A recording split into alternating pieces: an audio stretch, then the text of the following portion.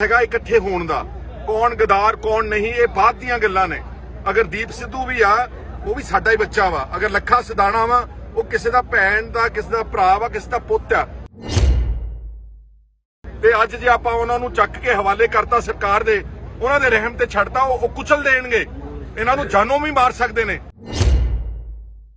बड़ियां नूं पढ़े लिखे मूर्खां नूं ये नहीं पता कि किसान निशान साहब दा ते ਜਿਹੜਾ ਝੰਡਾ ਉਹ ਖਾਲਿਸਤਾਨ ਦੇ ਝੰਡੇ ਨਾਲ ਜੋੜੀ ਜਾਂਦੇ ਆ। ਇਦਾਂ ਹੀ ਹਰ ਹਰੇ ਝੰਡੇ ਨੂੰ ਚੱਕ ਕੇ ਪਾਕਿਸਤਾਨ ਨਾਲ ਜੋੜੀ ਜਾਂਦੇ ਨੇ।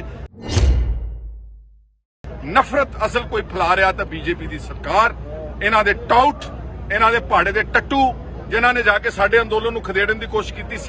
ਸਿੰਘੂ ਤੇ ਕੁੰਡਲੀ ਬਾਰਡਰ ਵਿੱਚ ਜਾ ਕੇ ਹੁੱਲੜਬਾਜ਼ੀ ਕੀਤੀ। ਦਿੱਲੀ ਵਿਖੇ 26 ਜਨਵਰੀ ਨੂੰ ਹੋਈ ਹਿੰਸਾ ਨੂੰ ਲੈ ਕੇ ਲਗਾਤਾਰ ਦਿੱਲੀ ਪੁਲਿਸ ਕਾਫੀ ਚੁਕੰਨੀ ਹੋ ਰਹੀ ਹੈ ਤੇ ਲਗਾਤਾਰ ਉਹਨਾਂ ਵੱਲੋਂ ਜੋ ਦਿੱਲੀ ਦੀ ਹਿੰਸਾ ਵਿੱਚ ਸ਼ਾਮਲ ਸੀ ਉਹਨਾਂ ਦੀ ਗ੍ਰਿਫਤਾਰੀ ਵੀ ਕਰ ਰਹੀ ਹੈ। ਇਸ ਦੇ ਚੱਲਦੇ ਉਹਨਾਂ ਵੱਲੋਂ ਪਹਿਲਾਂ ਦੀਪ ਸਿੱਧੂ ਦੀ ਗ੍ਰਿਫਤਾਰੀ ਕੀਤੀ ਗਈ ਸੀ ਤੇ ਹੁਣ ਲੱਖਾ ਸਿਧਾਣਾ ਦੀ ਗ੍ਰਿਫਤਾਰੀ ਕੀਤੀ ਗਈ ਹੈ, ਜਿਸ ਤੋਂ ਬਾਅਦ ਹੁਣ ਬਿਆਨਬਾਜ਼ੀਆਂ ਦਾ ਸਿਲਸਿਲਾ ਵੀ ਲਗਾਤਾਰ ਸ਼ੁਰੂ ਹੋ ਗਿਆ ਹੈ। ਉੱਥੇ ਹੀ ਭੁਲੱਥ ਤੋਂ ਵਿਧਾਇਕ ਸੁਖਪਾਲ ਸਿੰਘ ਖਹਿਰਾ ਨੇ ਵੀ ਲੱਖਾ ਸਿਧਾਣਾ ਤੇ ਦੀਪ ਸਿੱਧੂ ਦੀ ਗ੍ਰਿਫਤਾਰੀ ਨੂੰ ਲੈ ਕੇ ਆਪਣਾ ਬਿਆਨ ਦਿੱਤਾ ਹੈ ਅਤੇ ਨਾਲ ਹੀ ਮੋਦੀ ਸਰਕਾਰ ਨੂੰ ਖਰੀਆਂ ਖੋਟੀਆਂ ਵੀ ਸੁਣਾਈਆਂ। ਦੋਸਤੋ ਇਸ ਵਕਤ ਅਸੀਂ ਸਾਰੇ ਡਿਬਡਿਬਾ ਪਿੰਡ ਉੱਤਰ ਪ੍ਰਦੇਸ਼ ਤੋਂ ਚੱਲ ਕੇ ਰੁਦਰਪੁਰ ਤੋਂ ਤੇ ਗਾਜ਼ੀਪੁਰ ਬਾਰਡਰ ਤੇ ਪਹੁੰਚੇ ਹੋਏ ਆ। ਮੇਰੇ ਪਿੱਛੇ ਤੁਸੀਂ ਗਾਜ਼ੀਪੁਰ ਦਾ ਸਟੇਜ ਦੇਖ ਰਹੇ ਹੋ। ਨਵਰੀਤ ਸਿੰਘ ਦੀ ਜਿਹੜੀ ਸ਼ਹਾਦਤ ਹੋਈ ਸੀ 26 ਜਨਵਰੀ ਨੂੰ ਟਰੈਕਟਰ ਪਰੇਡ ਵਾਲੇ ਦਿਨ, ਉਸ ਦਿਨ ਤੋਂ ਲੈ ਕੇ 15-18 ਦਿਨ ਤੋਂ ਇਹ ਮੁੱਦਾ ਲਗਾਤਾਰ ਪਰਿਵਾਰ ਦਾ ਸਹਿਯੋਗ ਕਰਨ ਵਾਸਤੇ ਵੱਖ-ਵੱਖ ਲੋਕਾਂ ਨੇ ਆਵਾਜ਼ ਉਠਾਈ ਕਿ ਇਸ ਦੇ ਕਤਲ ਦੀ ਜਾਂਚ ਹੋਣੀ ਚਾਹੀਦੀ ਹੈ ਤੇ ਦੋਸ਼ੀਆਂ ਨੂੰ ਸਜ਼ਾ ਮਿਲਣੀ ਚਾਹੀਦੀ ਹੈ। ਸਰਕਾਰ ਨੇ ਬੜਾ ਆਰਾਮ ਨਾਲ, ਕਮਿਸ਼ਨਰ ਪੁਲਿਸ ਨੇ ਬਿਆਨ ਦੇ ਦਿੱਤਾ ਕਿ ਇਹਦਾ ਜਿਹੜਾ ਟਰੈਕਟਰ ਪਲਟਣ ਦੇ ਨਾਲ, ਐਕਸੀਡੈਂਟ ਦੇ ਨਾਲ ਉਹਦੀ ਮੌਤ ਹੋਈ ਹੈ ਔਰ ਇੱਕ ਸੀਸੀਟੀਵੀ ਫੁਟੇਜ ਲੋਕਾਂ ਦੀ ਕਚਹਿਰੀ ਵਿੱਚ ਪੇਸ਼ ਕਰਤੀ ਤੇ ਜਿਹੜਾ ਇਲੈਕਟ੍ਰੋਨਿਕ ਮੀਡੀਆ ਮੋਦੀ ਸਾਹਿਬ ਦਾ ਪੇਡ ਚੈਨਲ ਨੇ ਉਹਨਾਂ ਨੇ ਦੁਬਾਰਾ ਉਸ ਨੂੰ ਦਿਖਾ ਕੇ ਇਹ ਪੇਸ਼ ਕੀਤਾ ਜਿਵੇਂ ਕਿ ਇੱਕ ਐਕਸੀਡੈਂਟ ਵਿੱਚ ਮੌਤ ਹੋਈ ਹੁੰਦੀ। ਅਸਲੀਅਤ ਇਹ ਸੀਗੀ ਕਿ ਇਸ ਤੇ ਪਹਿਲਾਂ ਗੋਲੀ ਮਾਰੀ ਗਈ ਹੈ ਔਰ ਗੋਲੀ ਵੱਜਣ ਤੋਂ ਬਾਅਦ ਉਸ ਦਾ ਜਿਹੜਾ ਟਰੈਕਟਰ ਦਾ ਕੰਟਰੋਲ ਸੀ ਜਦੋਂ ਉਹਦੇ ਹੱਥੋਂ ਬਾਹਰ ਹੋ ਗਿਆ, ਟਰੈਕਟਰ ਪਲਟ ਕੇ ਬੈਰੀਕੇਡ ਵਿੱਚ ਵੱਜ ਕੇ ਮੌਤ ਹੋਈ। ਇਹ ਅੱਜ ਸਟੇਜ ਤੋਂ ਟਕੈਤ ਸਾਹਿਬ ਨੇ, ਸ਼ਾਇਦ ਉਹਨਾਂ ਦਾ ਕੋਈ ਸਹਿਯੋਗੀ ਨੌਜਵਾਨ ਸੀ, ਉਸ ਨੂੰ ਪੇਸ਼ ਕੀਤਾ ਸਟੇਜ ਦੇ ਉੱਤੇ, ਜਿਹੜਾ ਚਸ਼ਮਦੀਦ ਗਵਾਹ ਸੀਗਾ ਕਿ ਇਹ ਸਾਰੀ ਜਿਹੜਾ ਕਾਂਡ ਆ ਸਾਡੇ ਸਾਹਮਣੇ ਵਾਪਰਿਆ। ਔਰ ਗਾਜ਼ੀਪੁਰ ਬਾਰਡਰ ਤੇ ਕਿਉਂਕਿ ਨਵਰੀਤ ਬੈਠਾ ਸੀ ਕਾਫੀ ਅਰਸੇ ਤੋਂ, ਇਹਦਾ ਪਰਿਵਾਰ ਵੀ ਇੱਥੇ ਸੀਗਾ। ਹਰਦੀਪ ਸਿੰਘ ਡਿਬਡਿਬਾ ਦੇ ਦਾਦਾ ਜੀ ਉਹ ਰਾਜਸਥਾਨ ਬਾਰਡਰ ਤੇ ਬੈਠੇ ਸੀਗੇ। ਇਸ ਦੇ ਪਰਿਵਾਰ ਵਿੱਚੋਂ ਇੱਕ ਨੌਜਵਾਨ, ਇਹਦੇ ਚਾਚੇ ਦਾ ਪੁੱਤ ਨਕਸ਼ਦੀਪ ਸਿੰਘ, ਉਹਦੇ ਨਾਲ ਸੀਗਾ।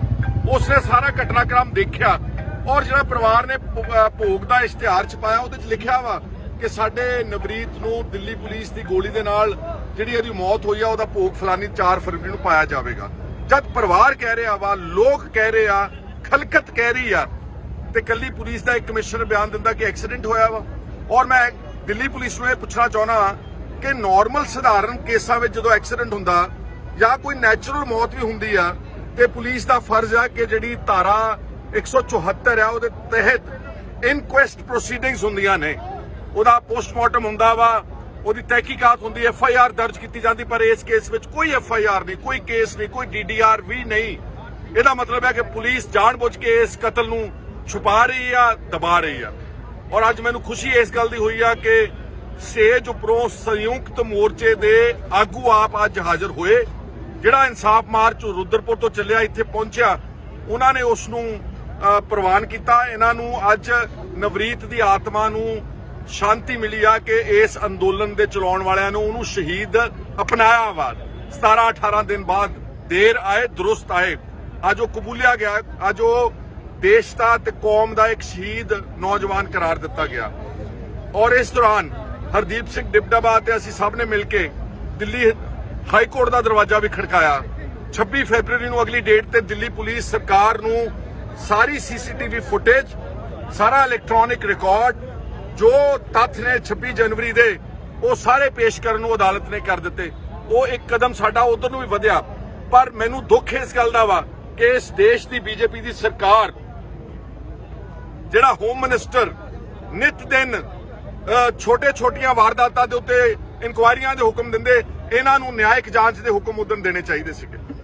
ਲੇਕਿਨ BJP ਦੀ ਸਰਕਾਰ ਨੇ ਇਹ ਜਾਣਬੁੱਝ ਕੇ ਬਦਲਾਖੋਰੀ ਦੀ ਕਾਰਵਾਈ 'ਚ ਉਲਟਾ पंजाब, हरियाणा, राजस्थान, उत्तराखंड, यूपी बहुत सारे लोगों ਨੂੰ FIR झूठे पर्चे दर्ज करके जेलों में सुट दिता। बहुत सारे लोग लापता ने। एक लाही पिंड है, एक खन्ने दे लागे, ਉਹਦਾ ਬਜ਼ੁਰਗ ਜ਼ੋਰਾਵਰ ਸਿੰਘ 75 ਸਾਲ ਦਾ ਅੱਜ ਤੱਕ ਨਹੀਂ ਲੱਭ ਰਿਹਾ। ਸਾਡੇ ਕੋਲ 23 ਆਦਮੀਆਂ ਦੀ ਲਿਸਟ ਆ ਜਿਹੜੇ ਪਤਾ ਹੀ ਨਹੀਂਗਾ ਘਰਾਂ ਚੋਂ ਅੰਦੋਲਨ ਵਿੱਚ ਗਏ, 26 ਤਰੀਕ ਤੋਂ ਬਾਅਦ ਉਹ ਲੱਭੇ ਨਹੀਂ ਗਏ। ਇਸ ਲਈ ਉਹਨਾਂ ਨੇ ਜਿਹੜਾ ਇਹ ਕਾਰਵਾਈ ਨਹੀਂ ਕੀਤੀ, ਨਿਆਇਕ ਜਾਂਚ ਨਹੀਂ ਕੀਤੀ, ਇਹਦੀ ਨਿਖੇਧੀ ਕਰਦੇ ਆ। ਸਾਨੂੰ ਦੁੱਖ ਇਸ ਗੱਲ ਦਾ ਵੀ ਹੈ ਕਿ ਦਿੱਲੀ ਦੀ ਸਰਕਾਰ ਆਮ ਆਦਮੀ ਪਾਰਟੀ ਦੀ ਅਗਰ ਉਹ ਚਾਹੁੰਦੀ, ਕਿਉਂਕਿ ਵਾਕਿਆਤ ITO ਕ੍ਰਾਸਿੰਗ ਵਿੱਚ ਹੋਇਆ ਸੀਗਾ, ਅਗਰ ਕੇਜਰੀਵਾਲ ਚਾਹੁੰਦਾ ਉਹਦੀ ਉਹ ਜੁਡੀਸ਼ੀਅਲ ਇਨਕੁਆਇਰੀ, ਨਿਆਇਕ ਜਾਂਚ ਹੁਕਮ ਦੇ ਸਕਦਾ ਸੀ, ਲੇਕਿਨ ਉਸਨੇ ਵੀ ਨਹੀਂ ਕੀਤਾ। ਔਰ ਹਾਰ ਕੇ ਹੁਣ ਫਿਰ ਇਸ ਇਨਸਾਫ ਦੀ ਲੜਾਈ ਨੂੰ ਲੋਕਾਂ ਦੀ ਕਚਹਿਰੀ ਵਿੱਚ ਰੱਖਿਆ ਗਿਆ ਤੇ ਪਹਿਲਾ ਕਦਮ ਜਿਹੜਾ ਸਾਡਾ ਹੋਇਆ ਕਿ ਅੱਜ ਕਿਸਾਨ ਅੰਦੋਲਨ ਨੇ ਉਸ ਨੂੰ ਅਪਣਾਇਆ ਵਾ। ਮੈਂ ਉਹਨਾਂ ਦਾ ਬਹੁਤ ਬਹੁਤ ਧੰਨਵਾਦ ਕਰਦਾ।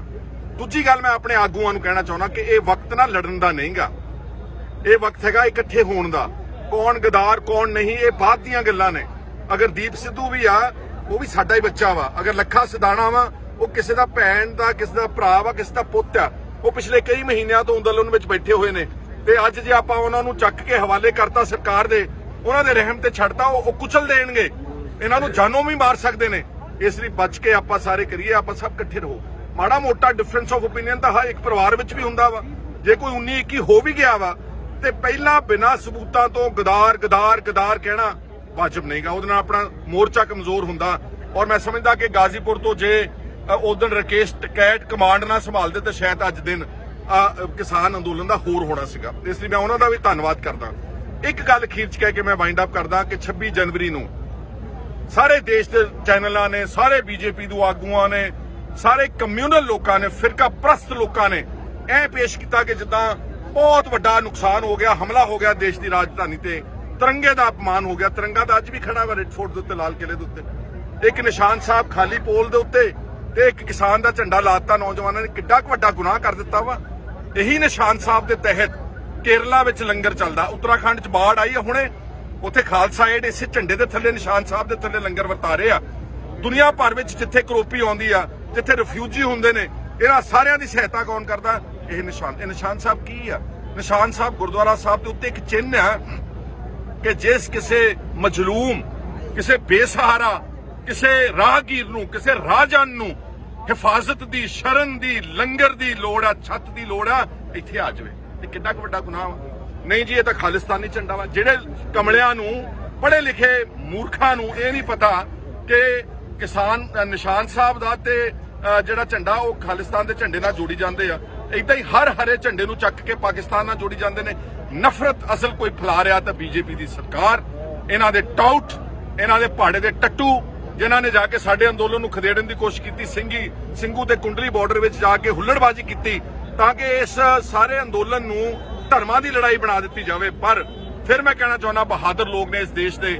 ਹਰਿਆਣੇ ਦੇ ਸਾਡੇ ਜਾਟ ਵੀਰ, ਸਾਡੇ ਵੈਸਟਰਨ UP ਦੇ ਸਾਰੇ ਜਾਟ, ਗੁੱਜਰ, ਮੁਸਲਮਾਨ, ਸਾਰੀਆਂ ਬਰਾਦਰੀਆਂ ਨੇ ਇਹ ਸਾਰੀ ਗੱਲ ਨੂੰ ਛਿੱਕੇ ਤੇ ਟੰਗ ਕੇ ਨਕਾਰ ਦਿੱਤਾ। ਤਾਂ ਮੈਂ ਆਪਣੇ ਅੰਦੋਲਨ ਦੇ ਸੰਚਾਲਕਾਂ ਨੂੰ ਕਹਿੰਦਾ ਕਿ 26 ਵਾਲੇ ਘਟਨਾਕ੍ਰਮ ਤੋਂ ਡਰੋ ਨਾ, ਉਲਟਾ ਨਵਰੀਤ ਦਾ ਇਨਸਾਫ ਮੰਗੋ।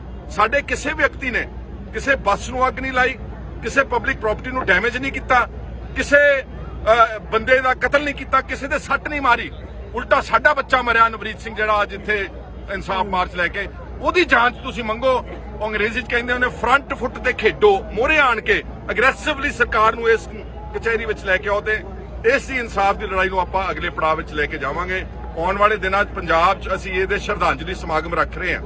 15 ਤਰੀਕ ਨੂੰ ਨਵਾਂ ਸ਼ਹਿਰ 'ਚ, 16 ਨੂੰ ਮੇਰੇ ਆਪਣੇ ਹਲਕੇ ਭਲੱਥ ਵਿੱਚ ਨਡਾੜੇ ਦੇ ਗੁਰਦੁਆਰਾ ਸਾਹਿਬ ਵਿੱਚ ਇਸ ਦਾ ਸ਼ਰਧਾਂਜਲੀ ਅਤੇ ਇਨਸਾਫ ਸਮਾਰੋਹ ਜਿਹੜਾ ਕੀਤਾ ਜਾ ਰਿਹਾ। ਮੈਂ ਸਾਰੇ ਪੰਜਾਬ ਦੇ ਲੋਕਾਂ ਨੂੰ ਕਰਾਂਗਾ ਕਿ ਇੱਕ ਵਾਰ ਆਪਣੇ ਆਪਣੇ ਪਿੰਡਾਂ 'ਚ, ਗੁਰਦੁਆਰਿਆਂ 'ਚ ਭਾਵੇਂ ਪਰਿਵਾਰ ਆ ਸਕਦਾ ਜਾਂ ਨਹੀਂ ਆ ਸਕਦਾ, ਇਹਦੀ ਆਤਮਿਕ ਸ਼ਾਂਤੀ ਲਈ ਤੁਸੀਂ ਵੀ ਉੱਥੇ ਆਪਣੇ ਸਮਾਰੋਹ ਕਰਾਓ।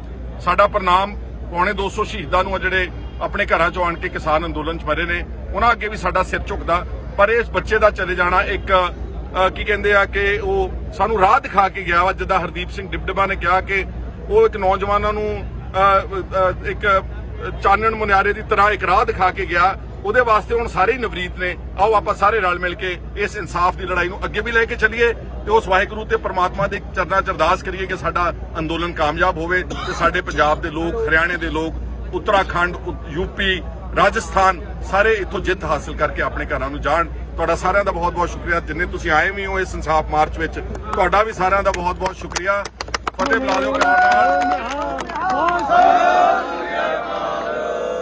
ਸੋ ਦੱਸ ਦੇਈਏ ਕਿ ਦਿੱਲੀ ਵਿੱਚ ਹੋਈ ਹਿੰਸਾ ਤੋਂ ਬਾਅਦ ਦਿੱਲੀ ਪੁਲਿਸ ਵੱਲੋਂ ਲਗਾਤਾਰ ਗ੍ਰਿਫਤਾਰੀਆਂ ਦਾ ਸਿਲਸਿਲਾ ਜਾਰੀ ਹੈ। ਇਸ ਤੋਂ ਪਹਿਲਾਂ ਦੀਪ ਸਿੱਧੂ ਤੇ 1 ਲੱਖ ਰੁਪਏ ਦਾ ਇਨਾਮ ਰੱਖਿਆ ਗਿਆ ਸੀ, ਜਿਸ ਤੋਂ ਬਾਅਦ ਦੀਪ ਸਿੱਧੂ ਦੀ ਗ੍ਰਿਫਤਾਰੀ ਕੀਤੀ ਗਈ ਅਤੇ ਉਸ ਤੋਂ ਪੁੱਛ ਪੜਤਾਲ ਲਗਾਤਾਰ ਜਾਰੀ ਹੈ। ਉਸ ਤੋਂ ਬਾਅਦ ਹੁਣ ਲੱਖਾ ਸਿਧਾਣਾ ਦੀ ਵੀ ਗ੍ਰਿਫਤਾਰੀ ਹੋ ਚੁੱਕੀ ਹੈ ਅਤੇ ਉਸ ਤੇ ਵੀ 1 ਲੱਖ ਰੁਪਏ ਦਾ ਇਨਾਮ ਰੱਖਿਆ ਗਿਆ ਸੀ। Bureau report, star Canada TV.